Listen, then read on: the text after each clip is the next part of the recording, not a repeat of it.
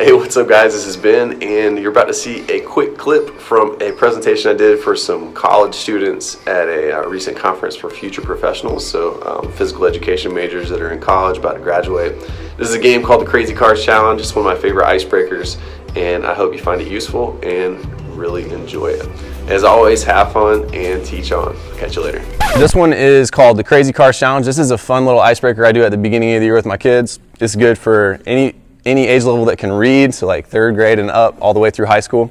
And the whole purpose of it is just to break the ice and to get people moving, to get people to interact with each other, to get people to laugh, and to provide some good conversation. So there's 2 decks since we have a pretty big number. If you had one class of like 25 kids, you would probably just use one deck. Each deck has 60 challenges. So the whole point of the game is you're going to try to use teamwork and cooperation to complete all the challenges in the shortest amount of time possible. Once you complete a challenge, you're going to come and place the pink cards in my hand and the blue cards in Mike's hand with the letters facing up. Which way do the letters face? Which way do the letters face? The letters face down? Okay. After you complete the card, pink comes to me, blue is going to go to Mike. When the final card is finished, I will stop the timer. Your goal is to see if you can complete the world record of 3 minutes and 15 seconds. Now, some of the cards you can do by yourself, but most of the cards require a little bit of teamwork. So if somebody comes up and asks you something that might seem a little weird, it might not make a lot of sense, just go along with it, because remember, we're a team, we're working together, we're trying to accomplish this task together and see if we can beat the world record. Make sense? Hey, what was the world record? 3 minutes and 15 seconds. So, just as an example, you'll grab a card. This card says, play a game of thumb war with a friend, and the loser jogs 1 lap around the room. So then you're going to go find somebody to try to play with. Once you get done with the card, you'll come and put the blue cards in Mike's hand with the letters facing up. When there's no cards left, keep your eyes out for the people that still have a card in their hand, because I'm not going to stop the timer until all the cards are up in our hands. Make sense? Any questions? Everybody ready? Everybody say, oh yeah! Oh yeah! When the music starts, the game starts. Here we go!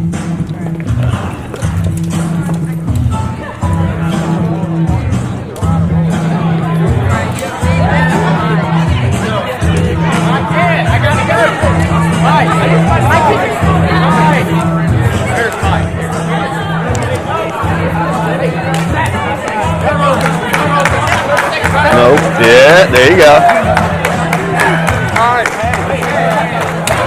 Where's the other one?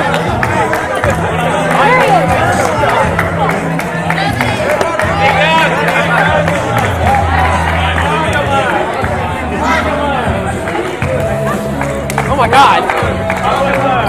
Sorry, yes, sir. We need a conga line. Nope. Nope.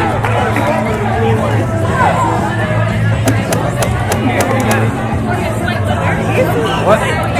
I'll take the pink ones. Blue goes to Mike. Blue goes to Mike. Look what I can do. Look what I can do. Look what I can do. Look what I can do. Look what I can do. Nope. Everybody freeze.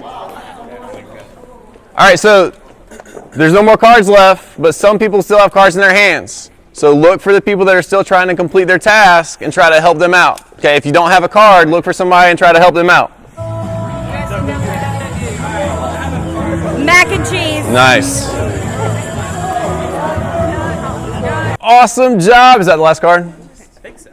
All right, well, let's just stay here around the shoe tower.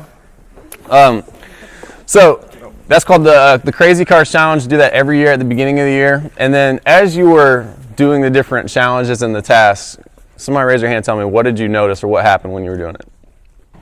Anybody want to be brave? You talk to people you don't know. Okay, yeah, you meet some people you don't know. And at the beginning of the school year, kids don't know anybody in their class yet.